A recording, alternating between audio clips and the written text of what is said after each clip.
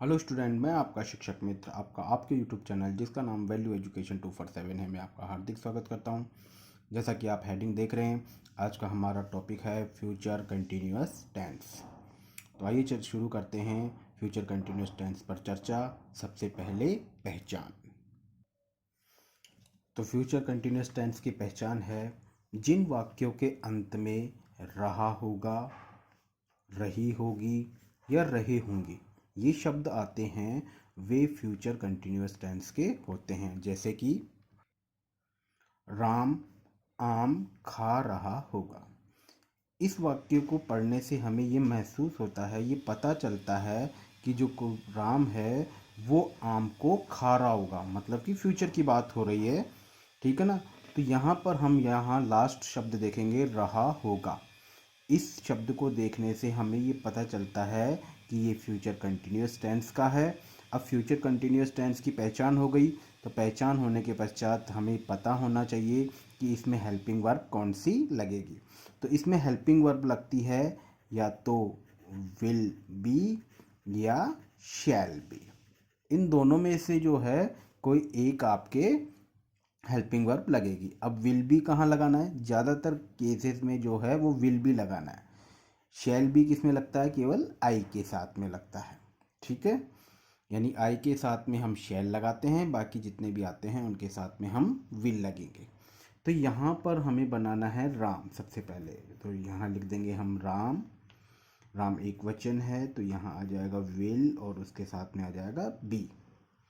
अब खाने को बोलते हैं हम ईट, तो यहाँ पे आ जाएगा eating. Ram will be eating और ये आ जाएगा आपके मैंगो। ठीक है, इस तरीके से हमारा ये सेंटेंस बन जाएगा। अगला वाक्य हमारा जो है वो है वे नाच नहीं रहे होंगे। नकारात्मक वाक्य है। रहे होंगे है, रहे होंगे से हमने तुरंत पहचान लिया फ्यूचर कंटिन्यूअस है। फ्यूचर कंटिन्यूअस में भी नेगेटिव है। तो सबसे पहले वे की बनाएंगे, तो इसे बोलते हैं दे।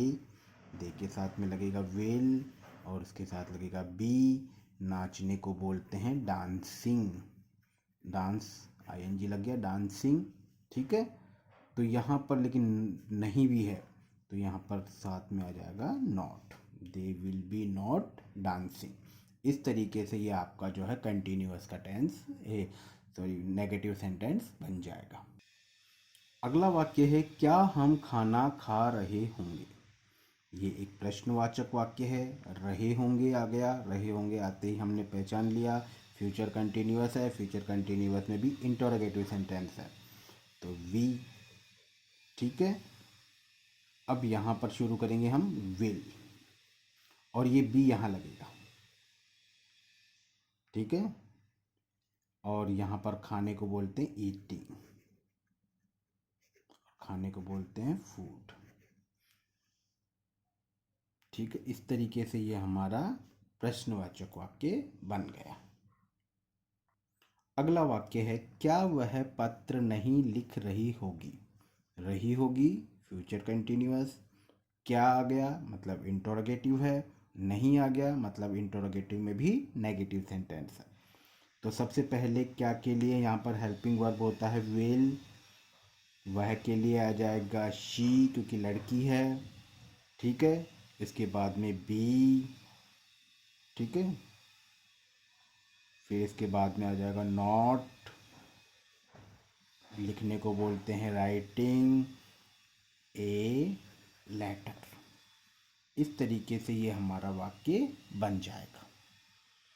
तो इस तरीके से फ्यूचर कंटिन्यूअस के हमने 4 प्रकार के वाक्यों के बारे में चर्चा की। साधारण वाक्य, उसके पश्चात जो है नेगेटिव वाक्य, इंटरोगेटिव वाक्य और लास्ट में इंटरोगेटिव नेगेटिव। ठीक है, तो सबसे पहले टेंस की पहचान करेंगे। टेंस की पहचान के लिए हमारे पास में वाक्य है रहा होगा, रही होंगी, रहे होंगे। ये आते ही हम तुरंत समझ जाएंगे कि हमारा टेंस फ्यूचर कंटिन्यूअस टेंस है। जब फ्यूचर कंटिन्यूअस टेंस की पहचान हो गई तो फिर हमें याद रखना चाहिए कि इसमें हेल्पिंग वर्ब हम विल बी या शैल बी लगाएंगे। ठीक है, आई के साथ में शैल लगेगा, बाकी के साथ में हम विल का प्रयोग कर सकते हैं।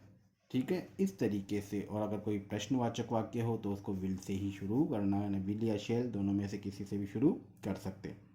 अगर यहाँ मैं होता तो इसको आई से शुरू सेल से शुरू कर देते।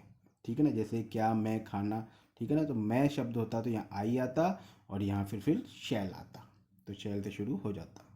आशा करता हूँ कि आपको जो है ये फ्यूचर कंटिन्यूअस टेंस जो है बड़ी आसानी से समझ में आ गया होगा, इसके वाक्य बनाने आ गया होगा। अगर वीडियो पसंद आया तो लाइक और सब्सक्राइब ज़रूर करें। धन्यवाद।